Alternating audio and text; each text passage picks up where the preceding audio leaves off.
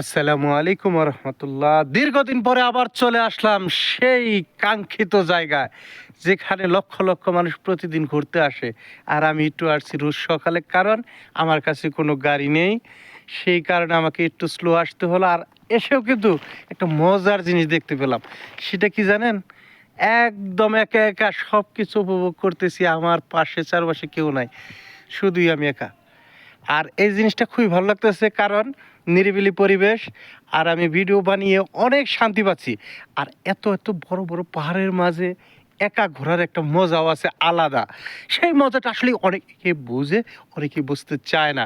যারা বুঝতে পারতেছেন যে আমি কতটা উপরে আছি, দেখেন, ও মাই গড, ওই যে চিপার মধ্যে কিন্তু সাদা সাদা দেখা যাচ্ছে, ওগুলো কিন্তু সুন্দর সুন্দর বিল্ডিং, 2 তলা 3 তলা, সেগুলো অনেক ছোট দেখাচ্ছে।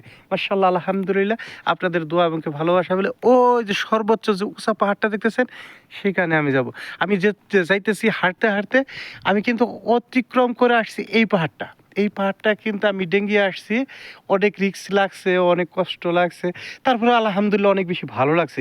কারণ মজার একটা বিষয় কি জানেন, জীবনে মানে বড় কিছু পেতে হলে অবশ্যই কিছু ঝুঁকি নিতে হবে। ঝুঁকি না নিলে কখনো বড় হওয়া যায় না, বড় কাজে সফলতা পায় না কেউ।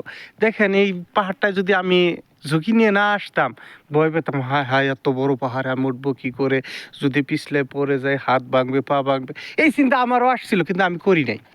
কি প্রয়োজন আছে? আমি যে বললাম যে এই উঁচা পাহাড়টা ডেঙ্গিয়ে আসছে, এটা হয়তো অনেকে বিশ্বাস করেন না। বিশ্বাস করবেন কি করে? এটার প্রুফ আমি দিচ্ছি। এটার যে অরিজিনাল প্রমাণাদি, সেটা আমি আপনাদের দিতেছি। এই যে দেখতে পাচ্ছেন, এটা কিন্তু গাড়িও চলে, মানুষ চলে। এই দেখেন, এই যে এটা হলো রাস্তা, পার্ক এটা বানানো হয়েছে।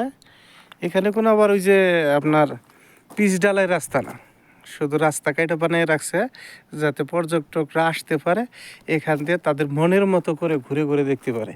মানে এটা কত উপরে যে গেছে এই রাস্তাটা, আমি জানলাম প্রায় 1.5 ঘন্টার মতো হাইটা, মনে হয় যে 1.5 কিলোমিটারের মধ্যে উঠছি। আর ওঠার পর সময় বিশ্বাস করেন আর না করেন, আমি 6 থেকে 7 বার জিরাইন দিছি এই 1.5 ঘন্টায়। কারণ 10 মিনিট উঠলেই পায়ে আর কয় না যে আমি উপরে উঠবো। তবে যাই হোক, অনেক বেশি ভালো লাগলো, অনেক বেশি এনজয় করতেছি। খুব সুন্দর একটা পাহাড়। আর আমি ভাবছিলাম যে পাহাড়ের উপরে হয়তো গরম বেশি, অনেক বেশি গরম হবে। এই যে এত বড় একটা বিশাল পাহাড়, ও মাই গড! আমি ভাবছি যে এই পাহাড়ের মাঝে যে রোদ্রি পড়ে, এই রোদ্রিতে হয়তো পাথর গরম হয়ে অনেক বেশি গরম লাগে। না, মাশাআল্লাহ, বিশ্বাস করবেন কিনা জানি না, এই পাহাড়ের ঘেঁষা থাকলে, পাহাড়ের উপরে থাকলে মনে হবে আপনার যে আমি শীতকালীন সময়ে পাহাড়ের উপরে আছি। এতটাই মনে করেন যে মানে ঠান্ডা পরিবেশ, আর হাওয়া একদমই ঠান্ডা। যাই হোক, আমি এখন একটু ঘুরে ঘুরে দেখানোর চেষ্টা করলাম। আমি আর একটি ভিডিও করব, পরবর্তী ভিডিও পাওয়ার জন্য আমার সাথে থাকবেন। পাহাড়ের সৌন্দর্য যেন আপনাদের সাথে সামনে আমি তুলে ধরতে পারি। আর আপনাদের ভিডিওটা কেমন লেগেছে অবশ্যই কমেন্ট করে জানাবেন। আল্লাহ হাফেজ, ভালো থেকো বন্ধুরা।